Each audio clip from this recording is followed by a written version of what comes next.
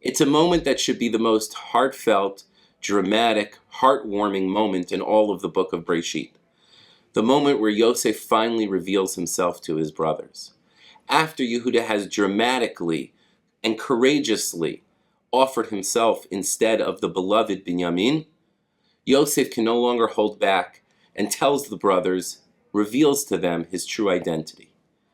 And yet, what should be a moment of reconciliation, a moment of forgiveness, seems to be extremely elusive over the course of time.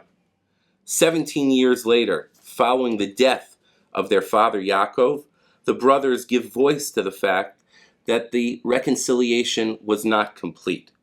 Vayiru achei Yosef ki meta avihem vayomru lu yistameni Yosef v'hashev yashiv lanu et kol hara asher gamalnu oto.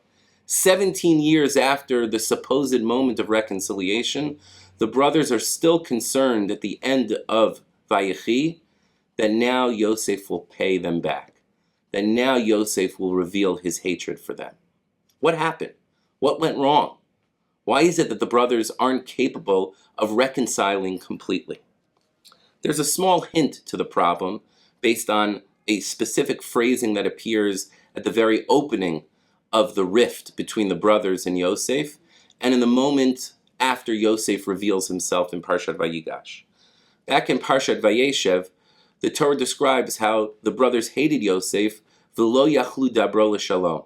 They were incapable of speaking peaceably with him. They couldn't interact with him in a way that was friendly, that was peaceful, and the like. After Yosef reveals himself, we're told that in fact, vayinashek l'chol echav vayefka lehem, Yosef kissed each one of his brothers and cried upon them, va'achrei chen, and afterwards, dibru echav ito. Note that the brothers don't speak bishalom ito, they just speak to him. So what happened?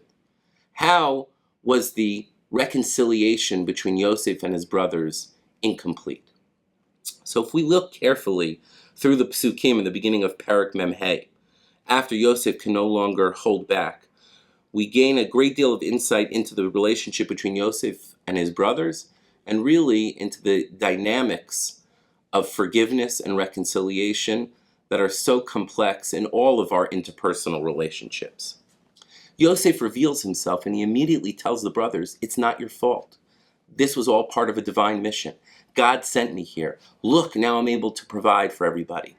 Pasuk after pasuk, Yosef reassures them and tells them, I've forgiven you, don't worry about it. I'm not in place of God. It's all going to be okay.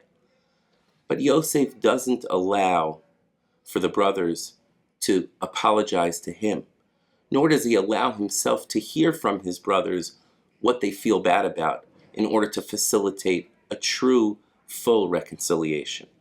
Yosef, acting in a manner more familiar with Christian grace or with the Stoics, says, I forgive you. He tries to rid himself of the burden or save his brothers from the sin that they have committed against him. But by trying to diffuse the tension, Yosef actually short-circuits a full reconciliation. Instead of the brothers being able to speak peaceably one another and to share the hurts and the slights and the actions that they've done, which has yielded these terrible results, and now eventually this reconciliation, Yosef says, don't worry about it, forget about it, it's all going to be okay. But it's not okay.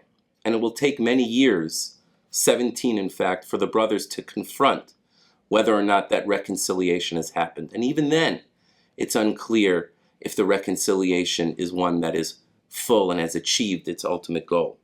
The story of Yosef and his brothers reminds us how difficult our closest relationships with siblings, with loved ones can be.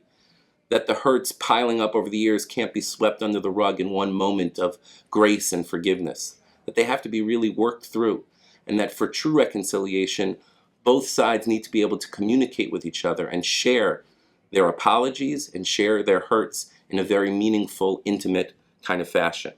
According to rabbinic tradition, at least one of them, SAR HS is actually the anniversary of Mechirat Yosef. I hope that this Shabbat, as we read Parshat Vigash and think about that moment of potential reconciliation and how it went awry will reflect on our most important relationships, our most meaningful relationships, and do everything we can to achieve true forgiveness and reconciliation. Shabbat Shalom.